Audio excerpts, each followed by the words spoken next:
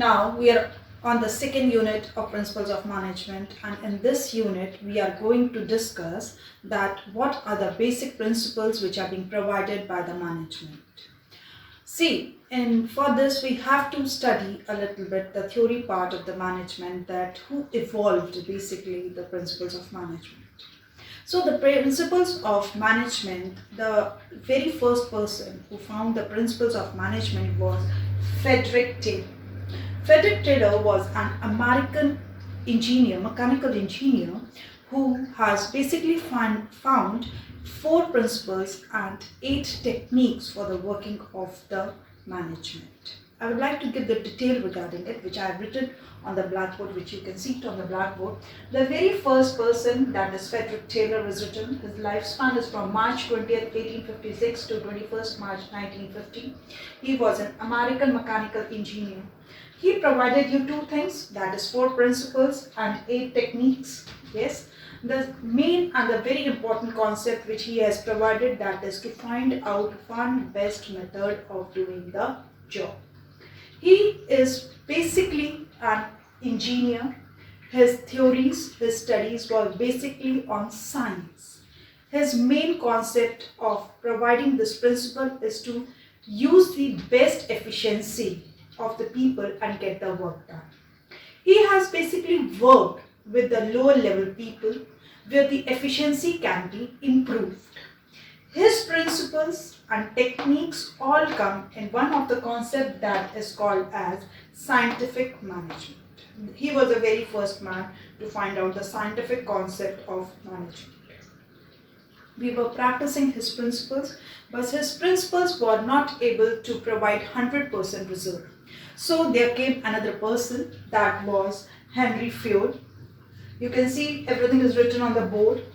His lifespan is from 1841 to 1925. He was a French management theorist. He was a mining engineer. He was a man who has differentiated scientific management and administrative part. He has worked on the theories of administrative. He has worked on the basic theory related to the top management. He has not provided any technique, but he has provided us with 14 principles. All these principles basically concentrate on administration. He was the very first man to provide the 4 functions of management. The 4 functions of the management which you will be having in your book. They are planning, organizing, directing and controlling. Basically, Henry Fayol is known as father of general and industrial management. So this was the theory which you need to study before studying the principles and the technique of management. We are going to discuss the 4 principles of scientific management. The very first principle is science, not a rule of thumb. Second is harmony, not discord. Third is cooperation, not individualism. And the fourth one is development of each and every person to his and her greatest efficiency and prosperity. These are the 4 important principles which are being provided by Taylor. In the very first principle, that is science, not a rule of thumb, the Taylor said that we need to have one best method of doing the job. I told you that this is a very important concept which Taylor has founded. And in this principles, you can also see that I have written down the best method of doing the job. This is the very first one you need to remember with this principle. Second thing, he says that we are working on the approach of trial and error method or approach. In this approach, he says that we need to find out the different ways of getting the work. And in that different way, we need to find out one best method. We are going to try, then we are going to see that what are the different errors are occurring. And now how we can overcome the error to find out one best method. So this is what he says, that we need to work with trial and error approach. With this method only we are going to increase our efficiency. Second principle is harmony, not discord. In the harmony, not discord, he is working on the mental revolution. In the mental revolution, he is talking about the importance of the workers and the management. the workers and the management should know the importance of each other. They should know that if management is not there, workers are having no importance, and if workers are not there, then the management is not having any importance. So they both should understand the importance of each other. Second point in harmony not discord is that management should share the gain or the profit which they are earning with the workers also, so that the workers can get motivated and then they can have the sense of belongingness and they can do much more good for the organization. The third was cooperation not individualism. In this cooperation not individualism, basically Taylor is talking that we should cooperate with each other. We should not say that I have done the work. Instead of this I, we should be put into it. The manager, if the manager says that I have done the work, then the workers do not have the feeling of belongingness.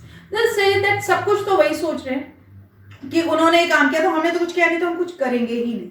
So this is the main approach which the manager should understand, that instead of using the term as I, he should use the word as we, so that belongingness comes into it.